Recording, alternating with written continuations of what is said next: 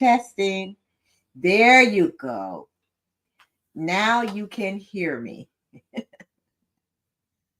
And what was happening? Maxine Walker, you said that you could not hear me and that there was no volume. Please let me know if you can hear me now.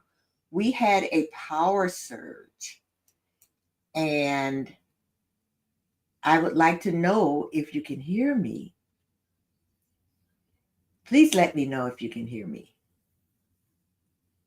Well, I will continue, and hopefully that you can hear me. Technology is wonderful when it works. Well, I started talking about navigating the challenges in relationships and the common pitfalls. If you can, we were having technical difficulties. So if you can hear me, would you please put it in the chat or text me? Okay. No one is putting it in the chat. Well, I will keep going and hopefully you can hear me. I was speaking about navigating the challenges in relationships and the common pitfalls. So I started talking about lack of effective expression. And that's when a person has the difficulty telling or talking with someone about their real feelings. They have a difficulty getting it out. Usually it's because are afraid of what people will say or think about them if they say what they really need, if they talk about their true desires, if they talk about their real emotions. The second one is poor listening skills, because communication is a two-way process. That means it's the speaker and the listener. When you have poor listening skills, it usually means that you are listening to respond rather than listening to understand. When you listen just to respond, it can cause misunderstandings because you're not really listening. You're thinking about what it is you're going to say. And a lot of us have done that, and a lot of us have experienced that. And when that happens, it usually causes misunderstandings. And that is the third pitfall, misunderstandings, because poor communication can result in lack of clarity, misinterpretation of your words, misinterpretation of your actions, assumptions. All of this can lead to conflicts, and it can strain relationships. These are things I really want you to think about when you are communicating in your personal and your professional relationships. The next one is differences in communication styles. This was something that I really wasn't aware of, how people have differences in their communication styles, the way that they express themselves. And and I thought, which one is me? Am I an aggressive communicator? Am I passive aggressive? Am I afraid? Am I one of those kind of people who just feels as though I can't say this, I can't say that? In other words, am I a passive communicator?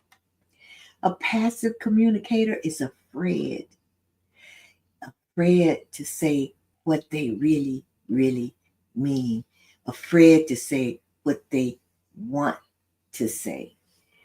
A passive aggressive communicator is a person that will say something and it has double meanings. A passive aggressive one, an example is, instead of saying, honey, will you cook dinner tonight? But instead, they will say, well, I guess we won't have anything to eat because you're not cooking dinner. That's passive aggressive. You can see that in professional settings of when the boss might say, well, you didn't finish the assignment yesterday, so I'm assuming you're not going to finish it today, rather than saying, well, will you be able to finish the assignment today? So that's kind of passive aggressive. You have these entendres, as they say. The other pitfall is avoidance and withdrawal. Some people avoid difficult conversations or they withdraw from communication altogether because they feel uncomfortable, they feel overwhelmed. What can happen? Unresolved issues, emotional distance, and even lack of intimacy in the relationship. In other words, instead of speaking up, instead of communicating, they just withdraw. They don't say anything, or they just end up avoiding. Now, I've gone through a few of them and I have some more. So I want you to stay tuned after this brief commercial. I'll see you in just a couple of minutes. Bye bye.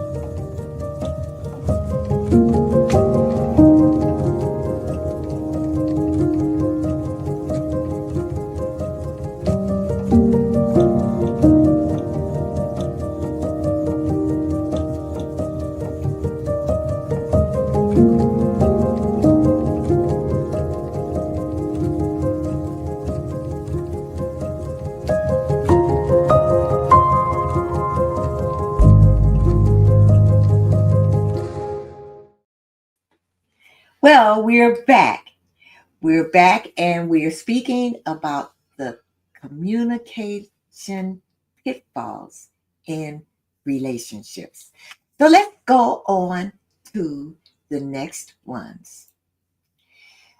Okay, so I said I did five, the first five: lack of effective expression, poor listening skills, misunderstandings, differences in communication styles, avoidance, and withdrawal.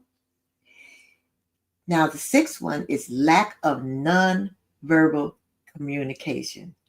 When you think about it, nonverbal cues like body language, facial expressions, your tone of voice, that plays a major role in communication.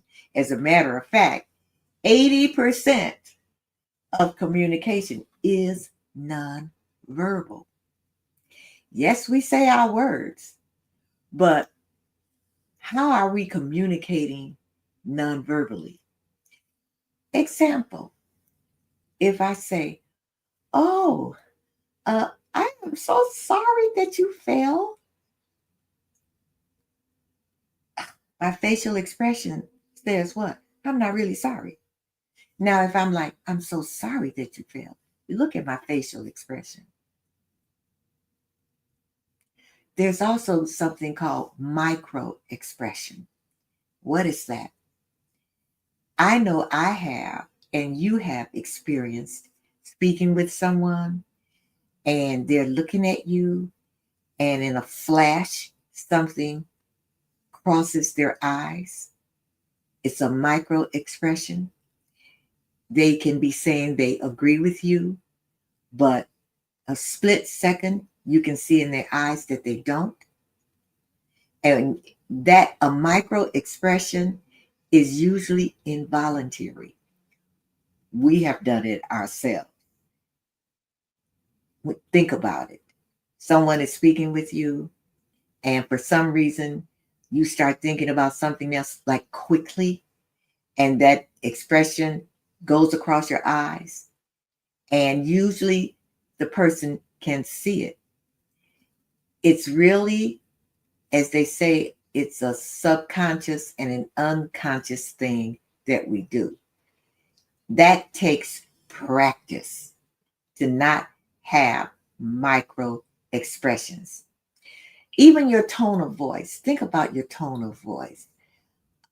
Is it soft when if you're really angry, do you speak softly or not? Think about just the way you might be standing, the way you might be sitting. People look at your non-verbal cues more so than listening to your words. So remember that. If I'm speaking with you and I have my arms folded, usually that's because I'm not, well, what does that signify? That really I'm closed off and I'm not really accepting what you are saying. Think about your non-verbal cues. Okay. The next one is ineffective conflict resolution. Now, conflict is a natural part of any relationship. But if communication during these conflicts, if they're categorized, if it's defensiveness, or if it's blaming the other person, or it's criticizing the other person, what can that do? It can escalate the problem. It can escalate the conflict. And actually, what it also does, it kind of erodes trust. Think about it. When you're in conflict with someone, do you do the blame game? Do you start criticizing the other person? So, what I'm saying to you is that in a relationship, If you see that you have an issue or the other person has an issue with conflict resolution, think about what's happening with you, the way you're communicating, and what's happening with the way the other person is communicating. Now, the next one is assumptions and mind readings. Assuming or expecting that that other person should know what you're thinking or what you're feeling. Now, remember, the first one that I talked about was ineffective expressing your communication. Now, think about assumptions and mind readings. When you are an ineffective communicator, what happens? People start assuming things. They start assuming what you're thinking. They start assuming what you mean. And they mind read. Well, this is really what he means, or this is really what she means. Why? Because you are listening to a person who is not communicating effectively. The next one is emotional communication barriers. Because when you think about it, expressing emotions openly and effectively, that is so crucial in a relationship.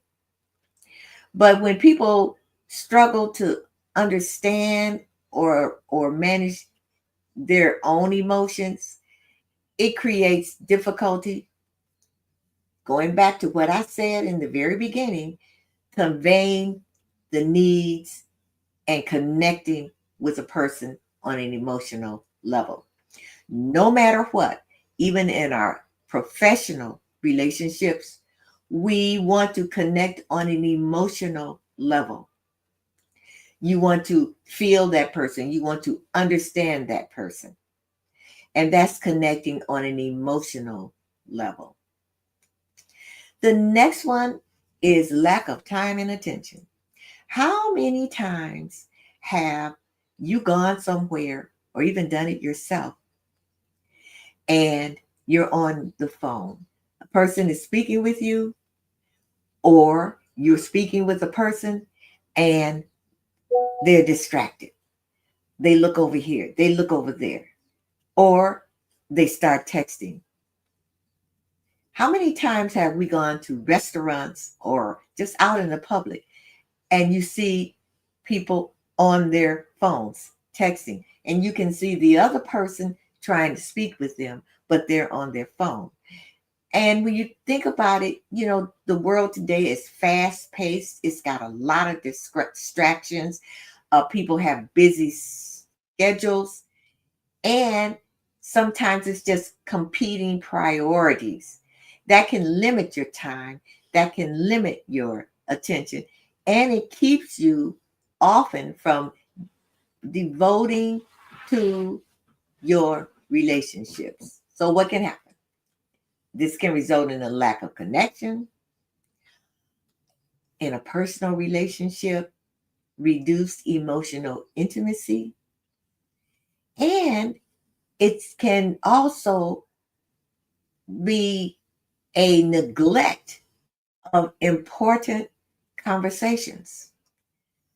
How many times have you seen a child trying to get their parents' attention and the parent is on the phone or watching TV?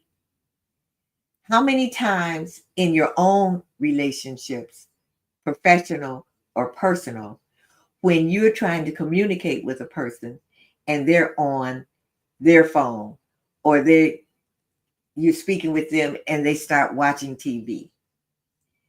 That's lack of attention. And when I say lack of time, it can just be a parent, or even you in your personal relationships, you have so much to do. You don't take that time to foster good communication in your relationship. So now what I'm looking for is anyone who has a comment and who has questions about the pitfalls. And when I say they're the pitfalls, these are the things that hinder good relationships, both personal and professional. And so, what I will do is go over them one at a time from the very beginning, just so you know. The first one is lack of effective expression, and that is difficulty in clearly expressing your feelings, your fears, your needs, your desires. And that can come from anything.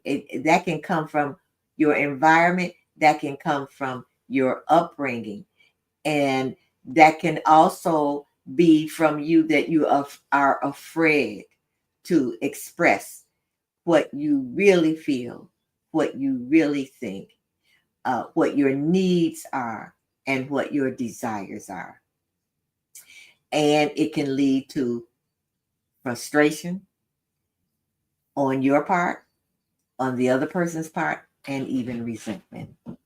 The next one was poor listening skills. It's important to understand active listening and listening without responding. And this is so important because we often do it. We don't let the other person finish their sentence or finish what they're trying to say to you before you jump in and have a response. We listen to respond. What happens? It can create misunderstandings, and it's a barrier to empathy. How can you empathize with someone when they're speaking with you, communicating with you, and you're thinking about how you're going to respond or how you're going to answer? The third one, misunderstandings. What is that? Misinterpretations, assumptions. All of that can cause conflicts and definitely a strain on relationships. Differences in communication styles. I told you three. There is the passive person, and you've seen that. There's the passive aggressive, and there is the aggressive. Now, I'm not saying that either one of those styles is wrong, because there are certain times when we need to use one of those styles. But there are some of us, and that is the way we communicate, only in that one style, and it ends up being inappropriate. There are times when you do need to be aggressively communicating. And there are times maybe when you need to kind of step back. The next one, avoidance and withdrawal. It's important for us to recognize the impact of avoiding difficult conversations and withdrawing from communication. And what happens? It results in unresolved issues, and it can also result in emotional distance. The next one is the lack of nonverbal communication. Those are our nonverbal cues: your body language, your tone of voice, your eye contact, your facial expressions. Sometimes our words and our nonverbal communication are at odds with each other.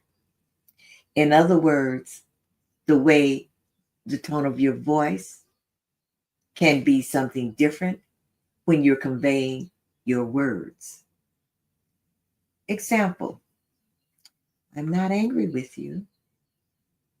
I'm not angry with you. My tone of voice and even my body language doesn't really convey the words. If I say to you, I'm not angry with you, what does that mean to you? How do you feel? Versus screaming or raising my voice and saying the same thing. So when you're thinking about communicating, when you're speaking professionally or personally, think about your body language. In speaking, I've seen speakers say, I want all of you to listen to me. But what are you, with your hands, your body language, actually, you're pushing people away. Okay, that was just an example. Ineffective conflict resolution. That's being defensive or using blame or criticizing and even avoiding conflicts.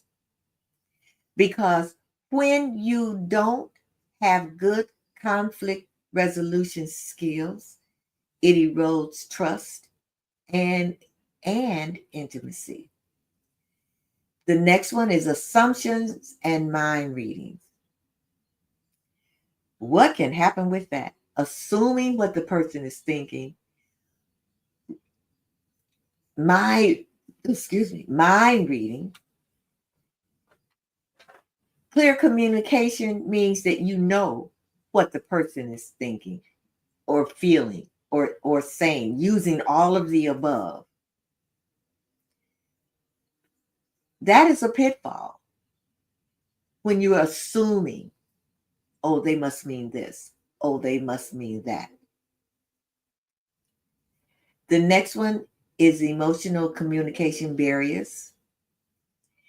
And that kind of goes back to the first one, lack of being able to express yourself. Learn how to, it's a challenge. Learn how to express your emotions openly and effectively. Because when you don't, it can hinder, it can place a barrier for emotional connections. And the last one I talked about was lack of time and attention. Recognize when you are distracted. Recognize when your busy schedule is keeping you from communicating in your relationships. Recognize when you have competing priorities, because all of this can lead to reduced emotional intimacy, neglected conversations, and all of the above can have a negative impact on your personal and your professional relationships. So I hope that you have a better understanding of these communication challenges.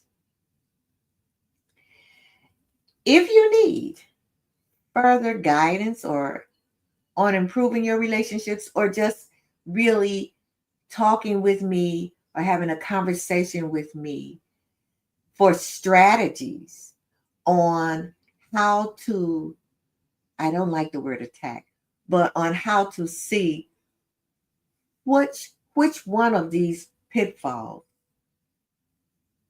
is what's keeping you from having the personal and professional relationships that you want. So I hope I brought you some value, and I hope that when you listen to this, when you watch it again or listen to it again, see if one of these pitfalls or some of these pitfalls are keeping you from having the relationships, the personal and professional relationships that you desire. If you would like to have a conversation with me, further conversations, you can reach me here. And let me put this on the screen for you so that you can see this. You can reach me, and it's hard for me to get it on the screen. Oh my goodness. We are having so many technical difficulties. We had, for you who came in late, we had a power surge in the very beginning, and I got in the chat, there is no volume. And I thought, oh my God, what is happening? But anyway, all's well that ends well. But anyway, if you would like to just have a conversation with me about your relationship challenges, you can reach me. You can email me at drjan@drjanisfortman.com. For you who are Audible only, that's DRJAN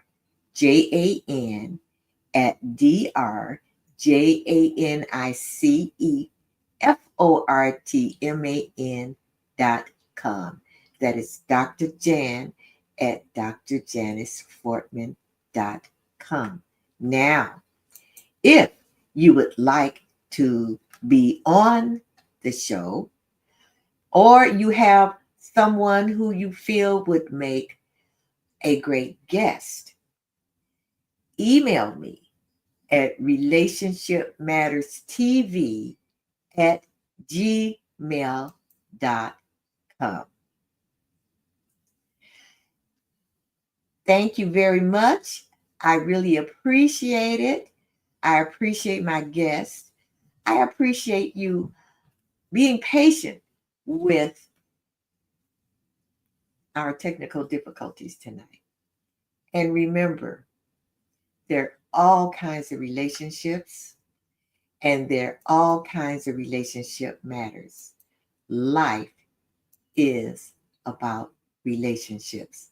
Now, if you would like to be a guest on the show, all you have to do is submit a bio and a headshot to relationshipmatterstv@gmail.com, and we can have a conversation. So thank you again for tuning in, for watching, and I appreciate it. Thank you very much, Liz, Beauty Queen Martis. Thank you very much for saying that this was a great session. All right. I will see all of you again next week on Relationship Matters TV. Have a beautiful, blessed morning, afternoon, or evening, wherever you are in the world.